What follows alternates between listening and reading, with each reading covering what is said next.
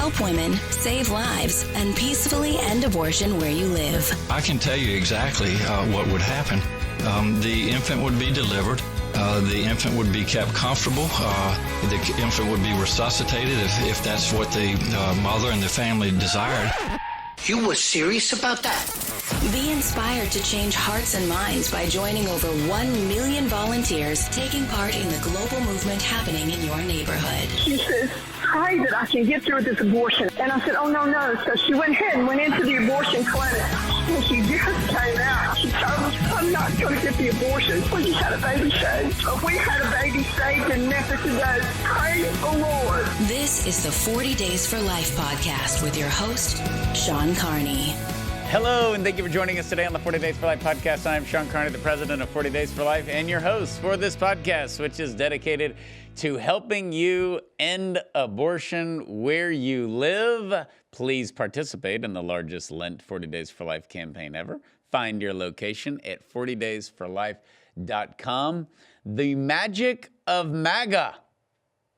How messaging can impact a lot of different things. We are going to examine that and talk a little bit about making America great again, where that came from, how it ended up in the White House, and how the pro-life movement can learn from messaging and how we can improve our messaging. That is the topic of today's podcast, and somebody who needs no help in messaging or being messaged, and that is Mr. Steve Carlin. No help whatsoever. No, glad to be here, Sean. Here's my favorite thing. Ooh. Obviously, we're going to talk a little bit about Trump, but in the early days, Heather's also here. We have to respond to the YouTube guys who are like, hey, you never give Heather a proper... But if we do it, we cave to the mob. Oh, okay. So we have to fight the mob, Heather. gonna resist Don't the take vote. it personally. Okay. Never. Plus, never. that's a great intro. Also, Heather's here. That was very dignified. Our You say so. specialized lady panelist. If you remember when he was running in 16 and 15, that was so brilliant. And I know we're going to get into some of the backstory. You have the backstory, but I think I've got like a double backstory that has to do with Obama, but with Make America Great Again. But he would go on the campaign and he's like, we are going to make America great again. That's what we're going to do. Like he would add that's what we're going to do. We're going to do it. I love the little postscript. Which is we're going to do it. We got to do it. His first victory speech was the best in that front. You remember he comes out, he's like, sorry to keep you waiting, complicated business. And he's talking about uniting the country. He's like, it will not be red and blue. We are going to unite the country. We're going to come together. He just added we're going to come together. We're going to come together. Every other sentence was scripted, ad lib, scripted, ad lib. Yes. And that's really what we're doing, is making America great again. There's different ways to put it. So anyways, we're going to talk about messaging. But beforehand, I've had a beef with you. Yeah, I heard you're going to call me out. I'm calling you out. The rumor on the streets is. Yes. You bring your brother aside in private. I'm just skipping that. We're doing the Get to the point. Public shame. Okay, so you hate Luke Bryan. And I hated him too. I was part of the 90s, he ain't real country, man. And so you gave in to the masses in this case. I didn't. I got older and wiser and had children and reflected more. Yeah, wisdom develops a new profound appreciation for country girl, Shake It For Me. Well, we'll get to that later. Oh, yeah. But my heart wasn't so hardened. Not towards the girls shaking their booties, but that song is not good. But I go and I get my foot surgery, and I'm like, this is before the foot surgery. I got older, and I was like, some of his songs are just fun. They're just good, and they're total redneck, which is what I like. So I'm like, forget Steve Carlin. I can kind of come around. Then I watched the documentary on him, and I'm like, okay, this guy's great. He's had an immense amount of suffering. He's still married to the same woman since he met either in high school or college. But big family guy, hunting with his kids, loses his siblings, loses, I think, a parent or two, loses his brother-in-law who's the only survivor. Just keeps going. Like, it's really this great fortitude story. His life has had a lot of suffering. His faith never wavered either. So, Luke Bryan's a great guy, and you're a dirtbag. But since then, so I'm like, dang, what's Steve's problem? But since then, I've gone a little deeper, where I'm like, it's not that I'm all in. I'm like, psychoanalysis? Dare you curse Luke Bryan in front of me? Because I've listened to a couple of podcasts. I'm like, I think he's actually like a really, really good guy. Now, this could all blow up in my face and all that. And I know Country Girl Shake It For Me is like a controversial song and all of that. But it's also very anti-trans. But he's got, like, what do you do with Cowboys and Plowboys, where it's he and John Party? Because you love John Party. Do love John Party. You know. I've been dodging this question since April of last year. Have you? But you've listened to the song and you like it. It's okay. No, that's just pride. It's not okay. It's awesome. Do you like the song? Yeah, I hadn't heard it until you said it on the podcast last year. I do like it. Everybody needs to download this song. It's clean. It's 100% clean. It's very positive, very pro-American. It's exactly what you'd expect when you take someone who's awesome, John Party, and someone who's terrible, Luke Bryan. You mix them together and you get something that is perfectly average. That's so passive-aggressive towards Luke. Yes. What about Buy Dirt? Is that by Luke Bryan? Isn't that Luke Bryan and Eric Church? Okay, Eric Church. Or no, it's Luke Bryan and somebody else. Okay. I think it's a fine song. It sounds like it's kind of cliche. It's not, it's beautiful. Like, life's, like, spend your money, buy dirt, buy a house, buy a life, your wife, your kids. Buy dirt. I don't want to sing it for people, but what do you think of Buy Dirt? I don't have an opinion on it. I don't remember it. I remember hearing it, but I don't remember how it goes. I feel like I'm on The View. What is country music?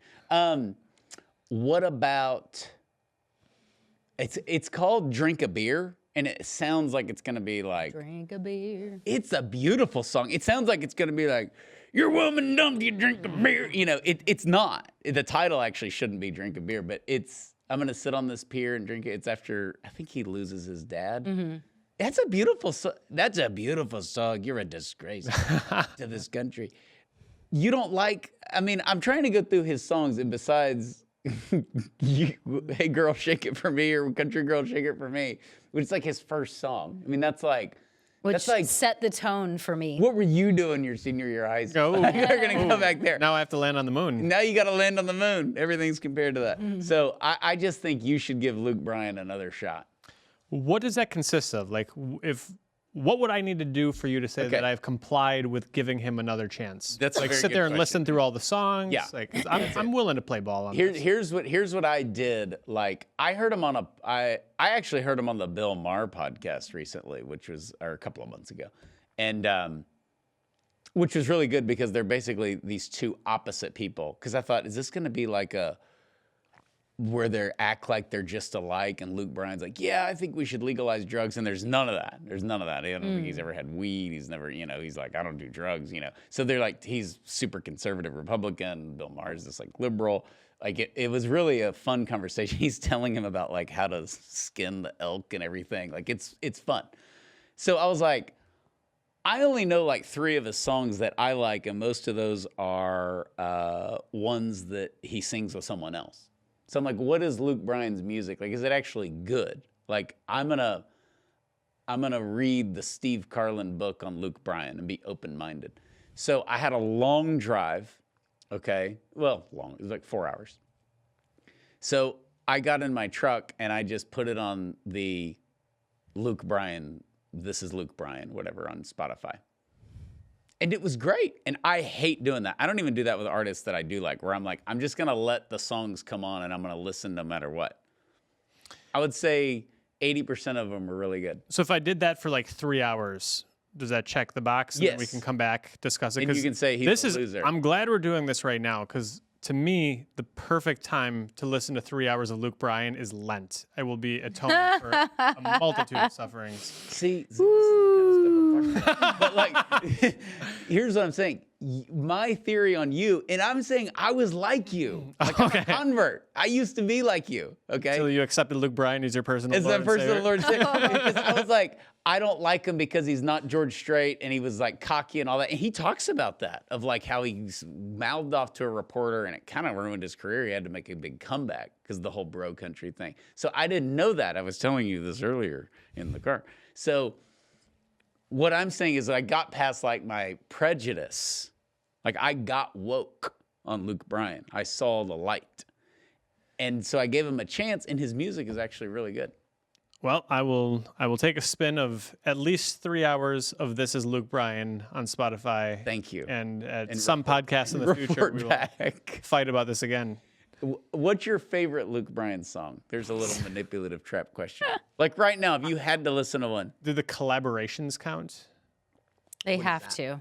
Like when he's singing with somebody else? Yeah, they count. Okay, it would be his appearance on the Florida-Georgia line song, This Is How We Roll. I was afraid to bring that up out of judgment from you. No, I love that song. I do too. This is how we roll. So I would say this. I recognize that in my opinion, any objective standard, Florida-Georgia line was terrible, and I love them anyway. Me too. Okay. Me too. I get it. And it's like one of those where like, my teenage daughters love country music, but they're like, Florida, Georgia's kind of, I don't think they respect women. And I'm like, they're just good old country boys, but you find yourself defending them, and I don't think you can really defend them, but you can defend Luke Bryan. They've got the better Dirt song. They've got a song that's maybe just called Dirt. I can't remember, but it's awesome, and it actually holds up musically. It's not just fun. It's like a quality song. I know what you're talking about. It's not Red Dirt. That's Brooks and Dunn, Red Dirt Road.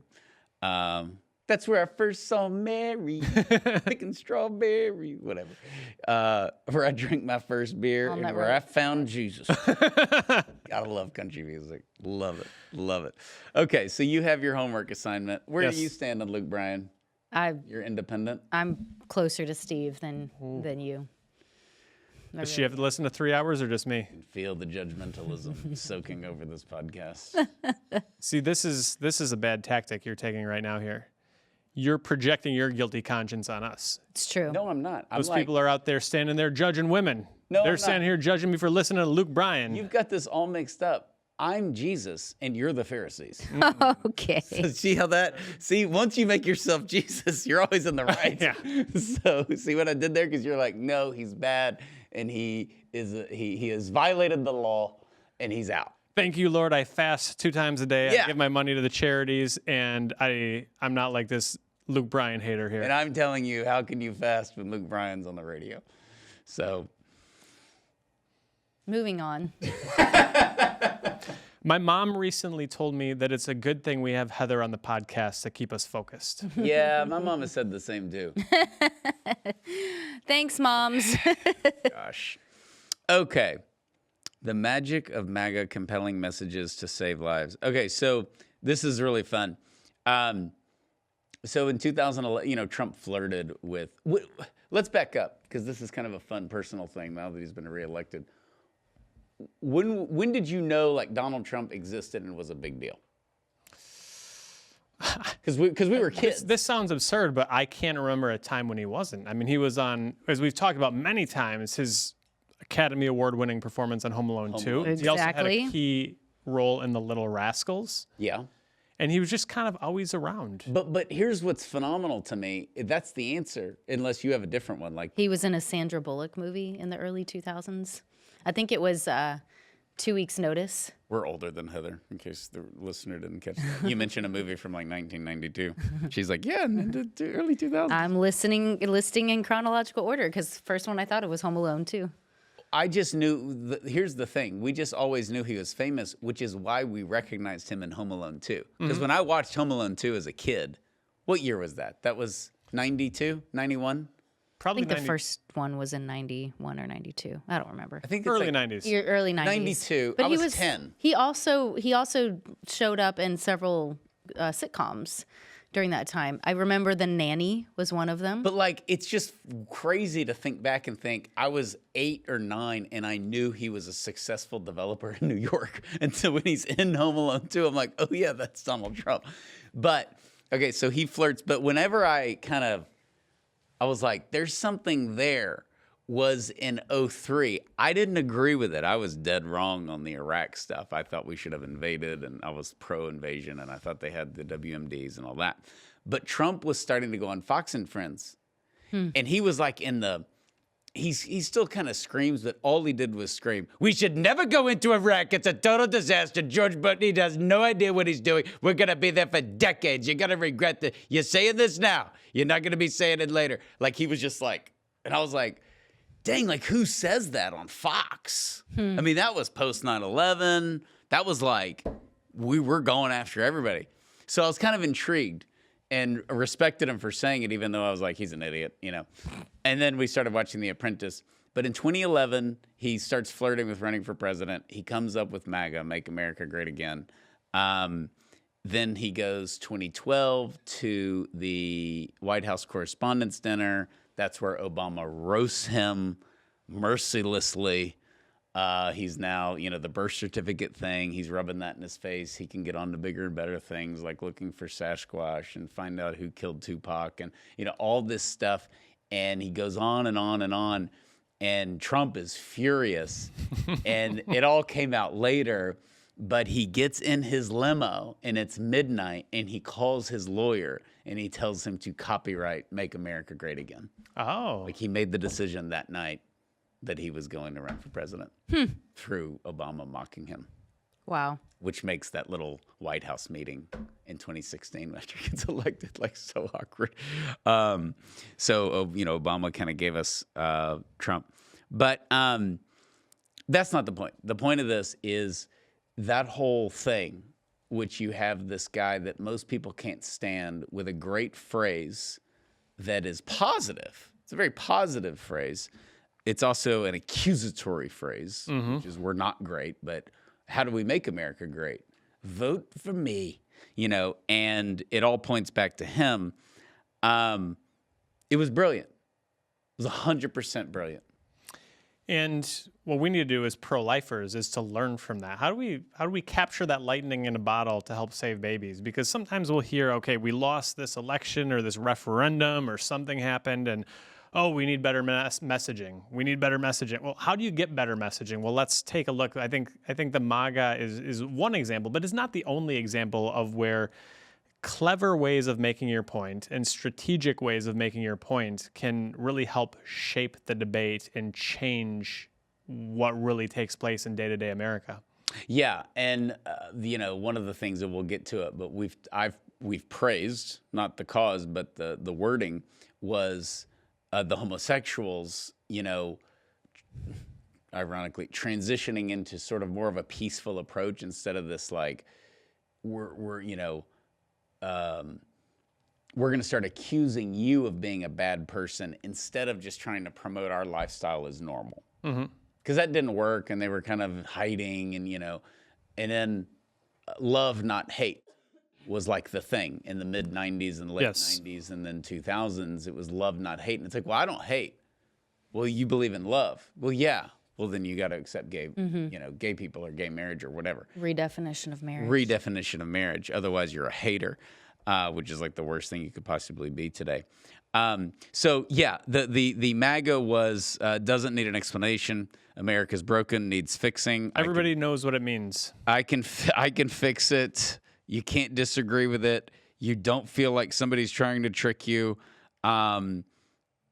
That's so important, right? Because we have those other examples where, like, the Green New Deal, like everyone, you don't even have to know what's in it to be suspicious of it. It was automatically, you'd see Republicans going after Democrats, like, and they're going to push the new Green Deal, the Green New, whatever, the Green New Deal.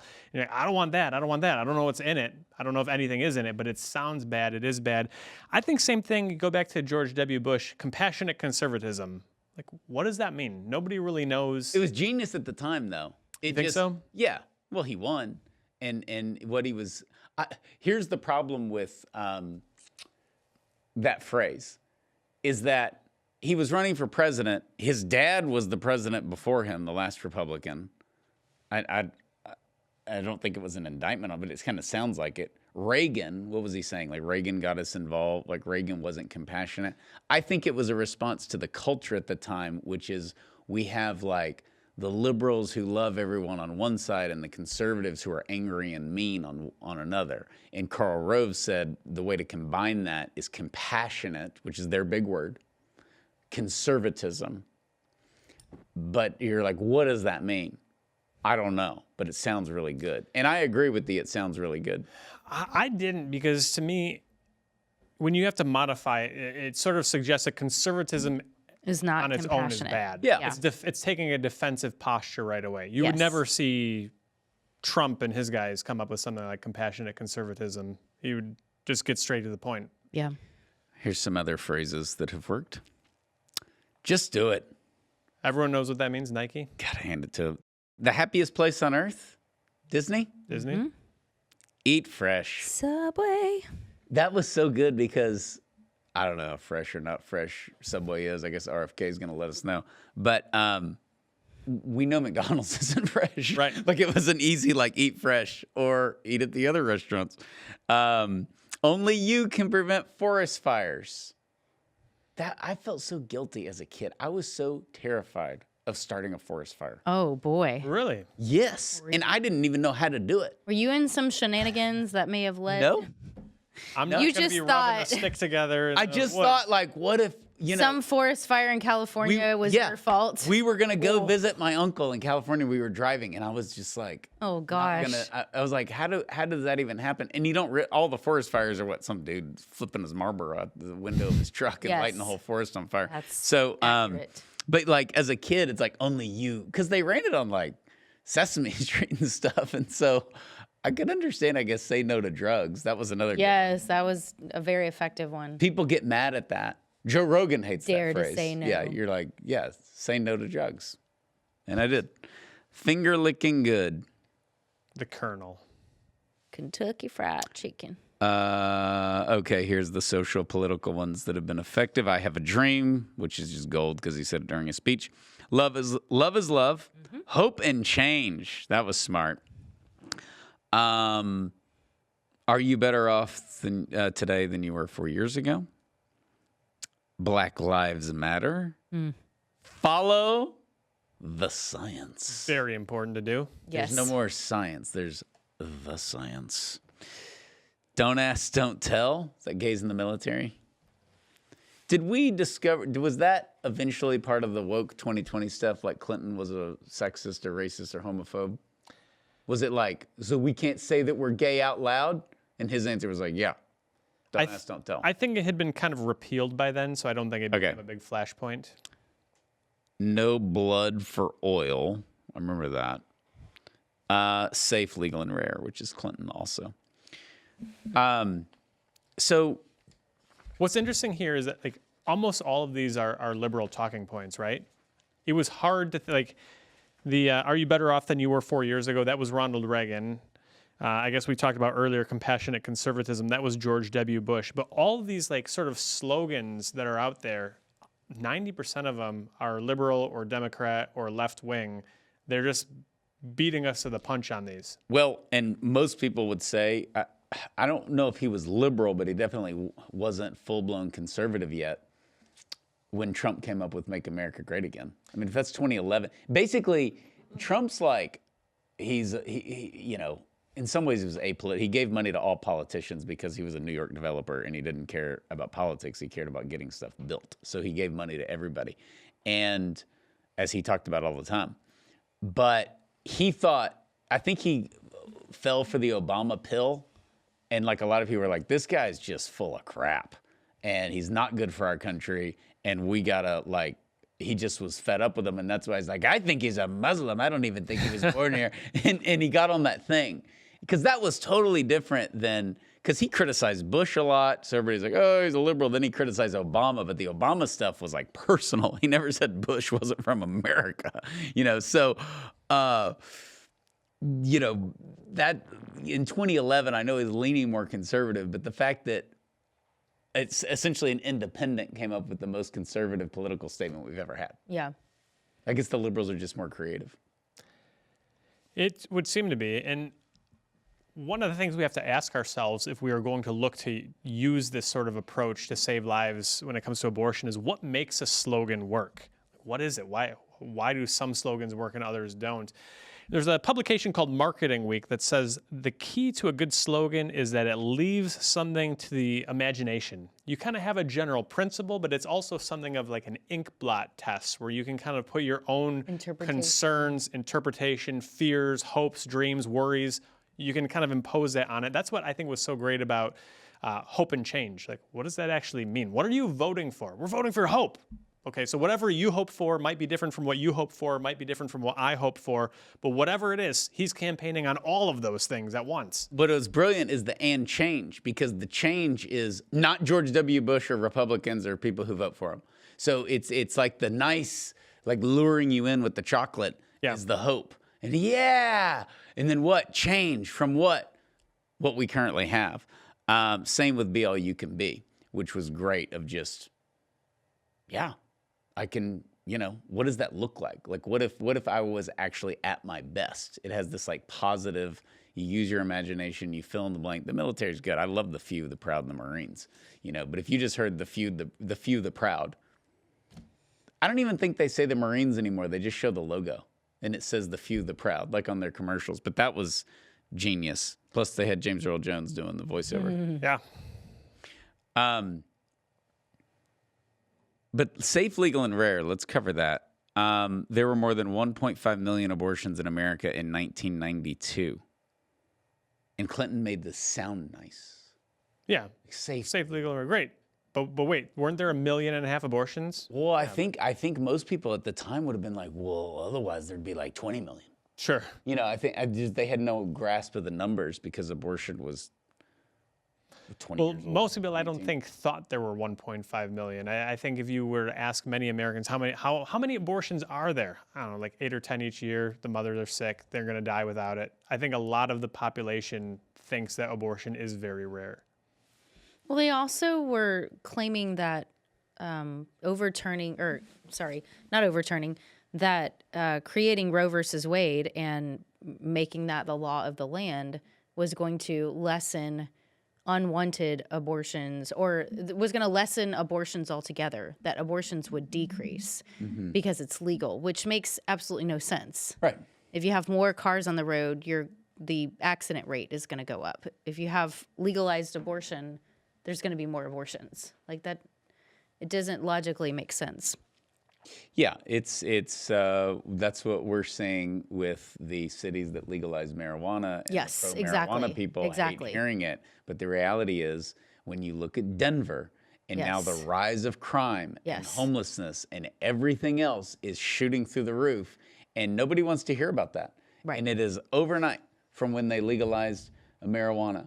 I spoke in Breckenridge a couple of years ago, and they were like, it was the off season, wasn't the ski season. And these pro-lifers were like, we never locked our doors. We never saw a homeless person in Breckenridge. Now they're everywhere. Now crime's through the roof in like our little town where like 1,500 people live in the off season. And it's not even just limited to those states. It is not legal where I live. And I remember growing up, I don't think I knew what marijuana smelled like until college. And then a couple times I'm somewhere and you smell it at a concert or a party or something like that. And now, like, it's everywhere. You can't go to the grocery store without smelling marijuana. It's disgusting. It's very true. Yeah. Anywhere. You've legalized marijuana. I've never smelled marijuana at the grocery store. I have. I do. Where are you going? People have the stench in their on their clothes and they're walking around. Oh yeah, almost every time. Walmart, the grocery store, anywhere I go, almost guaranteed somebody will walk by me. Is that what it is in Madison? You're smelling their clothes? Yeah, and I think the workers are doing it on their breaks. Okay. Well, and also at the abortion facilities. Almost anytime someone drives by with their window rolled down, there's a higher chance than usual you will smell marijuana in the car. Is Austin have legalized weed? No. I didn't think so. I think we it's just everywhere. I think we have medical marijuana in Texas, and I don't think there's any special.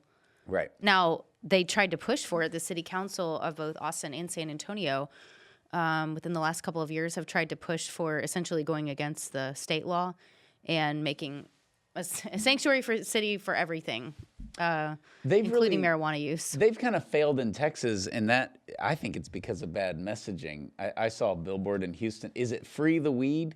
Isn't that it? Free the weed. Oh, Something like gosh. that. And it's like a weird, like looks like one of our kids painted a marijuana plant. It's like, let it fly, man. And everybody's like, that just looks like a druggy druid. You know, it doesn't help their cause.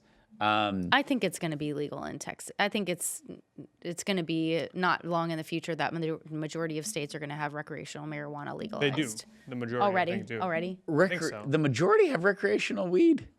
I thought so. It's We'll a have to- lot. No, We'll we'd have have to to look fact at check. that. We'll get fact checked on that. This is like one of those things. We talked a few months ago. We talked about Costco, and somebody pointed out since then that Costco has been like super woke and doubling down on their DEI stuff. So whatever. But bottom line is, I don't remember the last time I've gone to the grocery store without smelling it, and that's like the benefit of Costco. Like, do you get a better deal or not? I don't know, but that membership fee kind of gatekeeps out some of the like, hey man, we're just gonna smoke on break. Wow.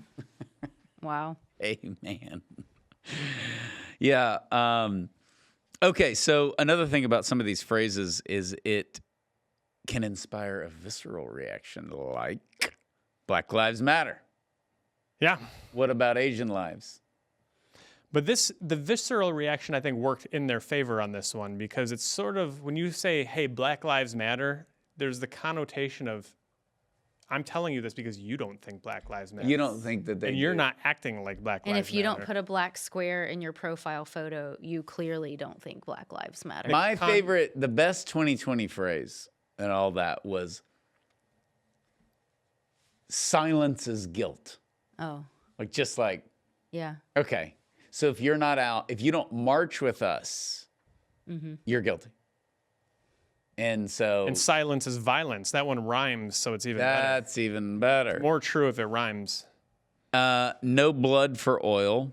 That was a good one, but that's kind of like, whoa. Visceral reaction. Yeah. And then, of course, Make America Great Again became a visceral thing because Trump is Hitler. So everybody. But also visceral on our saying is like the people who are pro MAGA, like, yeah, man, America used to be great. It needs to be great again. Like, it's kind of a rallying cry. You get fired up. The visceral reaction works in its favor for many of these. Okay. Yeah, but for that one, that worked both ways, I think, because I remember a lot of people who were very angry at Trump in 2016 were calling out people who would say, make America great again, because they would then say, when was America great? When was it ever great? So you think that just because Clinton was in office and stuff happened with the Iraq War and then Obama was in office, you think that America was not great then and we're going to make it great, but it was great before then. Well, Obama didn't do that. Obama did what a lot of people did, which is we don't need to make America great. America is great. You are great. You are the Heartland, Michigan, or whatever when he's campaigning for Hillary. And that was a good way to play it, of like, we don't need somebody to come along and tell us we're not great. We know America has its struggles, but we also know that we're American and it's a great place and all that. He was trying to spin it as the positive one. The problem was his record didn't show that. It was kind of like Biden. You know, it was like everybody thought Trump's evil and he'll never overcome January 6th, but Biden's record was so awful it didn't matter. Well, Obama's record was so awful it didn't matter. Trump could go out and say, make America great again, because we're not great now. And everybody was like, that's true. You know, and Obama really, his record was sort of on the ballot during that election. Yeah. Just as Biden's was last year. Okay, so do pro-life Christians have a messaging problem? No. Next question. Yes. Yeah, we do. And that shows in some of these state, initiatives. We've talked about this for a very, very long time, actually years. But there's just, we're not picking on any of our friends, but the generic, the pro-abortion law in North Dakota is too extreme. And it's just, that's it. We don't ever get into the humanity of the baby. We don't ever get into heartbeats. We don't ever get into the dangers of abortion. We don't ever get to the harms that it does to women. Or what the issue is in the first place. It could be about, about. could be about like tolls on the roads. Yeah. We just don't get into it. It captures the vagueness where you can kind of like benefit from it being vague, but it doesn't have any oomph behind it. Yes. It is vague. It's also a little vague. but like it's so bad in some places. Marriage is a union between a woman and a man. True. Oh, okay. Now you convinced me. You got me. You know, it was just boring. It's I love true. that. It's God boring. said it, I believe it. That's another big one with life, or it'll be like pro-life ? Or pro-marriage ? God said it, I believe it. Wait a minute. We're forgetting Adam and Eve, not Adam and Steve. That would have been better. I like that one, especially because my name is Steve. Exactly. No Adams for you, Steve. No. No Adams for you, Steve. Especially since my name is Steve. I think you're supposed to hate it because your name is Steve. But yeah, some of those were just really, really bad. Okay, here we go. Here's a little history. So the public debate over partial birth abortion and late-term abortion disgusted Americans and coincided with dramatic drop in abortion numbers. Okay, so using partial birth abortion, using late-term abortion was good for us. Yeah, that phrase, both of them, partial birth abortion and like partial birth abortion captures that visceral reaction, right? Like the baby's partially born. Yes. The legislation itself had so many loopholes that I would doubt that it saved a single life from abortion. But we saw a dramatic drop, as you said, in the number of total abortions because it sort of woke up Americans to the violent nature of abortion itself. Very literal. I don't know if this did as well, but it reminds me of dismemberment abortions. That's very real and to the point. So. And the next one, which is my favorite and has been for a very long time, abortion stops a beating heart. No, it doesn't. It's cardiac activity. Heart tones. Well, it's hard to say, it's hard to come against that because abortion stops a beating heart. Well, that's fine. Can't say that. Right. No, it doesn't, which is just like, nuh-uh. Yeah, and you're ugly. The Ace Ventura comeback. You're ugly. That's right. No, you Remember are. that? What am I? Oh. So which is why the heartbeat bills were so effective. And that's why you even had some Democrats that were like, okay, these were obviously very red states, so the Democrats didn't want to like go too crazy, but they were like, it's a beating heart. I'm voting to stop a beating heart. It just humanizes the baby. They refused to acknowledge the truth of this slogan, so they did not repeat that slogan. They did not call them heartbeat laws. They always called them 6-week bans. Even today, they call them 6-week bans. They don't say the heartbeat laws. But that is a point to that's good messaging for them. Yes. Yes. 6-week bans. I would have just called it an abortion ban. Basically, all abortions are banned. Yes. Which is true, which is why we liked it and why we called it the heartbeat bill. Yes. Yes. So. But this one is my favorite too, I would have to say, or at least one of my favorites, because this arguably is what got me into the pro-life movement. Really? Mm-hmm. Abortion stops a beating heart? My grandmother, when I was, 8 or 9, I remember she had a bumper sticker on her car that said that. And so I asked her what it meant, and she explained it to me, I think in an age-appropriate way. Yeah. And from then on, I was like, I can't, of course I didn't know what abortion was at all. So from then on, I was like, well, I'm against that. That's just wrong. How is that even legal? That's a great story. Mm. Yeah. Yay, grandmother. I know it. Abortion stops the beating heart, the power of bumper stickers. Yeah, it's a great sign outside at the vigils. There's just nothing wrong with it. Abortion stops a beating heart. By the way, if it doesn't, that's a problem. Yeah. The heart must stop. That's the point. That's the dead point. baby at the end. The dead baby is the goal. This was tragic and fun at the time. Planned Parenthood sells baby body parts. Remember baby body parts was the #1 trend on Twitter? Oh. Not like the For You, but like whatever. LeBron goes to the Lakers. Like it took over everything on Twitter. Yeah. Baby body parts. 2015. It was somewhere it around there. Planned Parenthood sells baby body parts? Yes. There was that one, but I think it was the hashtag baby body parts. And then was the one that took over. And then they quickly changed it to Planned Parenthood harvests. baby body parts, because Planned Parenthood after that announced they're no longer going to receive money for the body parts. It's like, oh, so you harvest. are in that business though. So Which gets back to the ultimate point. Our objection is primarily not that they sell them, but that they exist in the first place, having been taken off of a living human being through dismemberment. yes. Yeah. But this is why it was effective, is it reminded people of that, and it gave them that visceral reaction that we talked about. Like, ugh, I don't want to be associated with that. Yeah. What normal person would. So here's some current ones that people don't always listen to us, but to me, it's so easy now because the abortion debate is so divided. But vote no on abortions up to birth. Mm-hmm. No abortions up to birth. Like just everything up to birth.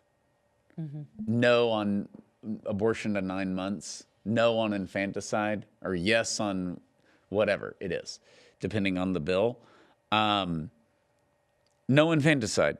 No taxpayer funding for abortion. Yes. And that registers with a lot of people. That can't be your only message, because obviously the worst thing isn't that our tax dollars pay for it. It's that abortion kills a baby. Yes. But without tax dollars, they can't kill as many babies. They can't kill as many babies.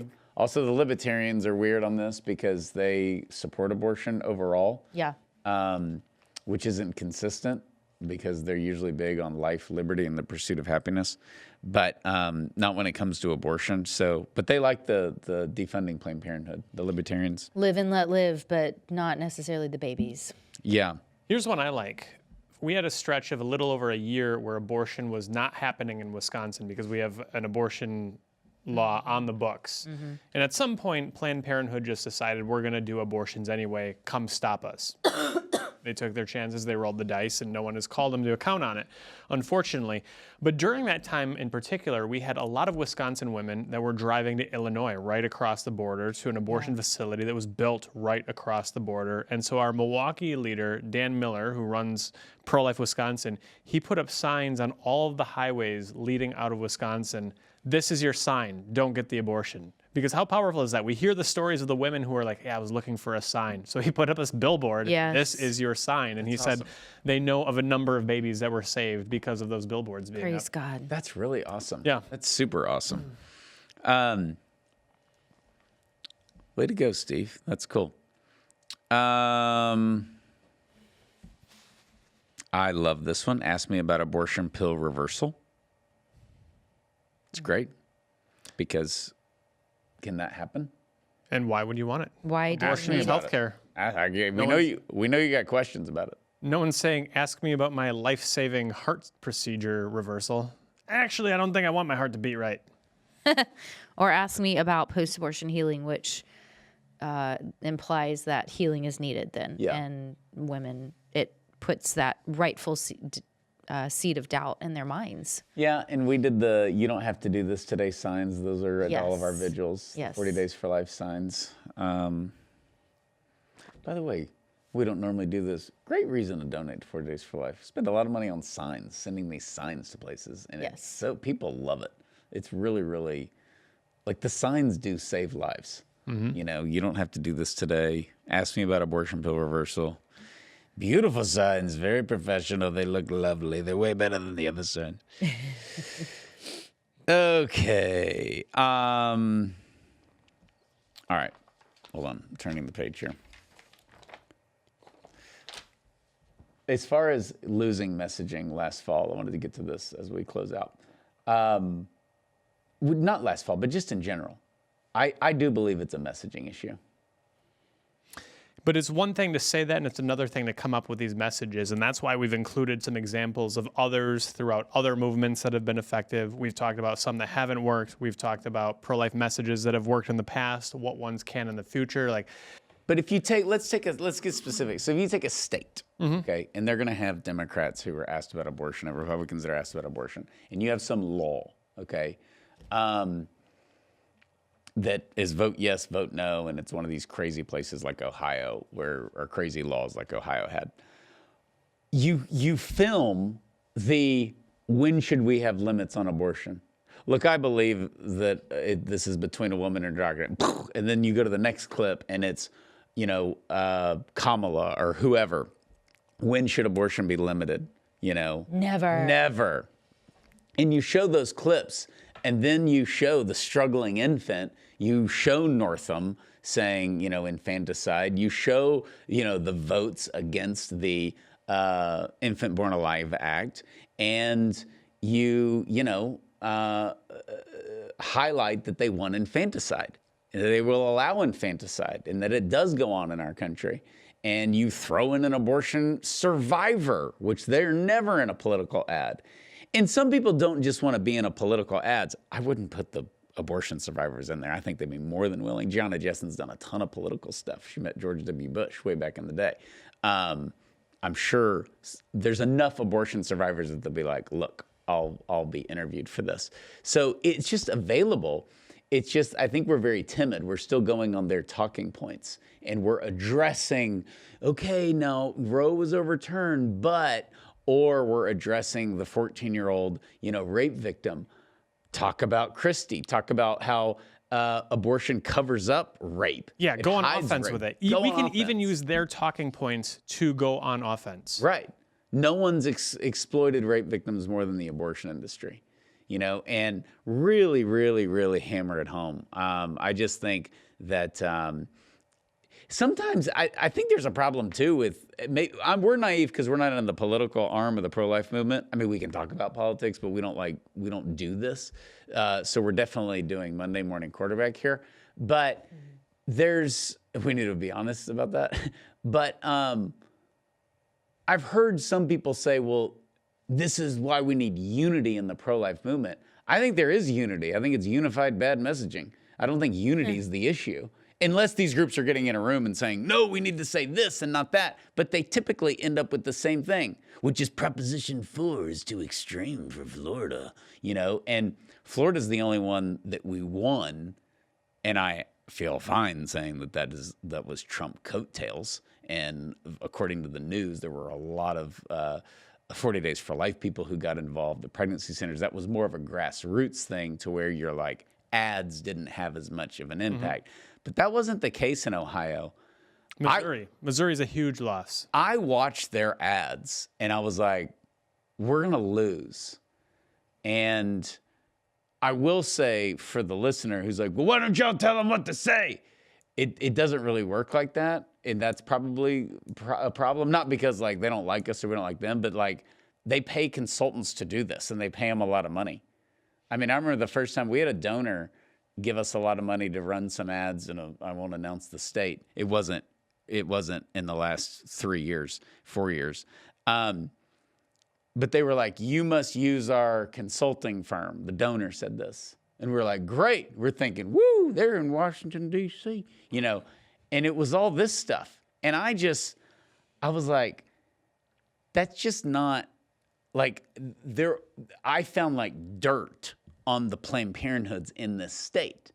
Well, you were part of this. So we dug it up. There's a lot of, so we dug it up, and we're like, hey, maybe we should do this in the ad. Like we suggested, they're like, that's gold. That's awesome. But their original script was like, this is boring. This is like Sesame Street. Like we're going after the abortion industry. This is like big boy ball. Because they don't understand it. I think what you end up with is a lot of groups that have good intentions, faith-based groups that have good intentions, but the faith-based groups are busy teaching people about Jesus, not coming up with abortion messaging. And so what do? You hire a consulting firm. Well, first of all, a lot of the churches are just not going to afford a top-shelf consulting firm. And second of all, the political consultants don't know the issue the way that we know the issue. And so they're kind of coming up with stuff. And I can say in one of the states, I talked with someone who I know is going to be listening to this podcast. I asked, how did the messaging get this bad? Mm-hmm. And he said that the consultants told them, well, pro-lifers have been losing for 50 years. What makes you think you can put together a campaign in 6 months to stop this amendment? I don't know. It's almost like somebody who had never been on city council was elected president out of nowhere. Yes. Maybe because this is America and you can do anything. But talk about the Trump analogy. One of the issues with the consultants, to cover their own rear ends, they base everything on stats. And they do these things where it's like the white women between the ages of 16 and a half and 23 had no either one relative who has had an abortion, and this is the way to message to them. Bing, and that's how it gets so fluffy. And what was brilliant about Trump is he ignored all the political consultants. He didn't look at stats. He didn't look at anything. And he just talked to people like they were normal in the living room. Mm-hmm. Obama's been a terrible president. It's like, you can't say that. He's like the first black president. He's been awful. What's he done for us? He's done nothing. Look at Iran. Look at China. And he just goes through the list, and all 5 minutes in, you're like, Obama's the worst president ever. Yeah. I just thought he was a decent guy 5 minutes ago. And that's effective. You want the reaction to be, oh my gosh, he's right. Oh my gosh, he's right. And when you talk about things, and he did this, he shouldn't have done it. I don't agree with it. But his poll numbers went up when he went after McCain. I like the guys that don't get caught. And I was a Trumper. And I was like, no. That was like, I don't know. I don't know if he's going to recover from that. And he followed it up with, what's he done for the vets? I know he's a vet, but we're obsessed with him being a POW. He's done nothing for the vets. He's a disgrace to the Republicans.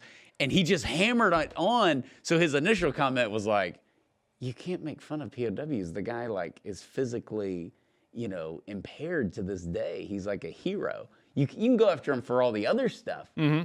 But his lead-in got the attention, right? And then he does the Trump thing where he's like, Mexico's going to pay for the wall. And then he's talking about the wall for half an hour. He did that with McCain, and it worked, even though I agree with how he looped people in.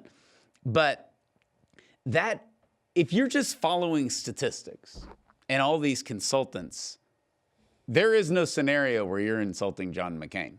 Even for the legitimate areas where he insulted him, right? The 16 to 29 demographic loves ripping on all that. And so they do all these stats, and they're like, therefore, and you can't kind of argue with them. And that's what I don't like. And that's big in the pro-life movement, is that we've done these studies. We have broken down these demographics. We've done this, we've done that. And it's like, but what if you just say common sense? And you're like, they want abortion at 40 weeks. We can't have that. Stop talking. And that's it. And we've discussed many times how to go on offense and address the rape issue and all the, those sort of things. There's just ways to do it. But this is the problem with DC and politics becoming an industry. And that's just, Yeah, we sometimes come too prepared to the fight. Yeah. And come with, I remember back when we were fighting my alma mater, trying to open up a late-term abortion facility on campus, became a big controversy, and finally the board of directors for the university health system came in and said, okay, pro-lifers, you guys get 3 speakers to make your case. Abortion supporters, you get 3 speakers to make your case. And the pro-life speakers came in and they had data, they had stats, they had facts, they had figures, they had science, they had all there. Oh, this is pretty good. I think we might win this. The abortion side came in, they didn't mess with any of that. They came in with a couple of emotional hook stories, yep. Which were not true, by the way. I mean, they honest to goodness made the case that maternal mortality is higher in Afghanistan because they don't have access to abortion than because, it's freaking Afghanistan. And they got the emotional hooks, and that worked. And I think we need to maybe look a little less at what do the demographics say about people from age 32 to 39 who earn this much money, and appeal to people's basic common sense and common decency. Well, and that's abortion survivors, former abortion doctors, former Planned Parenthood workers. Those are very powerful. I mean, when was 2020 when Abby spoke at the RNC? Mm-hmm. That was one of the best talks that she's ever given. And it needed to be, because it was the biggest audience she'll ever have in her entire life. But when she said, did you know that abortion has a smell? Yeah. Everybody's paying attention to that. That's the thing that stuck out and to a lot of people. Somehow, God bless the Republicans. I don't know who gets credit for that. It certainly was approved by Trump. But nowhere in history would a Republican or would RNC had a former Planned Parenthood. They don't even highlight abortion at the RNC. It's you like don't think Mitt Romney wanted that? Yeah, no, nobody. Bush, Reagan, none of them would have had abortion as a head-on issue. They sure as heck wouldn't have had a speaker on abortion, and they definitely wouldn't have had a former abortion worker. And I thought her talk, 11 minutes or something? It's so good. But that's the kind of stuff because I agree with you. The logic is easy, but we just can't leave it at that. Right. And that's why, like, life begins at conception. That just doesn't do a whole lot. And they can say, no, it doesn't. You believe that. I don't believe that. Yeah. How about abortion was the tool my grandfather used to sexually abuse his own daughter for 20 years? Oh, really? How'd that work? Mm-hmm. What happened? You want to know more. You kind of don't want to know more, but you kind of do want to know more. Yeah. You definitely don't want to vote for it. You definitely don't want to vote for it. You definitely don't want to vote for it. And I think it. Here's the thing as we close out. All of these, because we've regurgitated so much stuff, I think the pro-abortion movement needs to keep regurgitating. I think they've gotten away from their roots, and it's hurting them. They've gotten away from reproductive rights. They've gotten away from my body, my choice. They've gotten away from it's between a woman and her doctor, and their abortion on demand, no apologies, no excuses, and they're screaming and they're talking about infanticide and kill them all. It's just crazy. And they probably need to go back to their original generic, we believe in rights for everyone. The pro-life movement, I think, is regurgitated too much. Mm-hmm. And the pro-abortion folks and that movement don't know how to respond to somebody like Christy. They don't know how to respond to Melissa Ohden, an abortion survivor. They don't want to deal with those people. It humanizes the result of abortion. And you can never have the result of abortion be humanized if you're for abortion. They want to deny them altogether. Melissa Ohden is an abortion survivor. No, she's not. She's not. She's fine. Yeah. Which is interesting because if you say that transgender doesn't exist, you're committing a genocide. You're denying these people's existence. Okay? Yeah. Let's put let's put Melissa on the screen. Let's put Christy on the screen. We all know tons of these people. I just did an interview for Day 41 magazine the other day, and guess what? It was another, I knew she had a beautiful story about choosing life, didn't know she conceived in rape. The stories are everywhere, and they're powerful, and they move people, and we can't be afraid of them. Rape and incest are going to come up. Let's bring them up on our terms. Yeah. The other thing, going back to that, is those are both documented. But it's documented that you were born a boy. Mm-hmm. It's not that we're saying trans, you exist. Right. You're just not trans. Right. That's why trans people don't exist, because no one's trans. And by the way, there's a document here that says that you were born a boy or you were born a girl. It's the same with the abortion survivors. It's not that they're like, hey, I'm bored, I'm going to make up a story. I was aborted and survived. Yeah, they've got documented. a birth certificate that is signed by the abortionist. More often than not, it's signed by the abortion doctor. You think he was excited to sign it? No, it was his failure. He had to, but it ironically, the right thing to do. So this is where they have to agree with abortion stops the beating heart. I know. Oh, it didn't stop Melissa's heart. So what happened? She lived. So what does that mean? She's got a family of her own now. She's doing great. Well, that's a shame. Reconciled with her mother. Yeah, he reconciled with her mom. It is. It's a thing that we are more involved now than we have been. We certainly were in the last kind of election cycle, but we'll be more involved because we get asked about this a lot by different groups across the country, or certainly these states that have these, initiatives, because sometimes the messaging. I would say, actually, you're more in tune with this stuff. I didn't recognize that it was bad until 2022 when Kansas lost, and then we saw Ohio. It was recent for me that I was like, I think some of the political pro-life messaging isn't that great. When did you notice? I'm interested in that because you've kept up with it longer. It's always been there's been so little of it for the most part. Love them both? Are you a love them both guy? I love that one. That's because you're a sweet person. He's not sweet. I like it. I think there's some justice to it, but I also think that we have to come up with stuff that's going to move people who aren't in the choir. There's a lot of pro-life messaging that appeals to pro-lifers. I see a lot of pro-life billboards where I think is very effective at getting pro-lifers like, oh man, that's so right. Take my hand, not my life is a little cruel. That's kind of rough.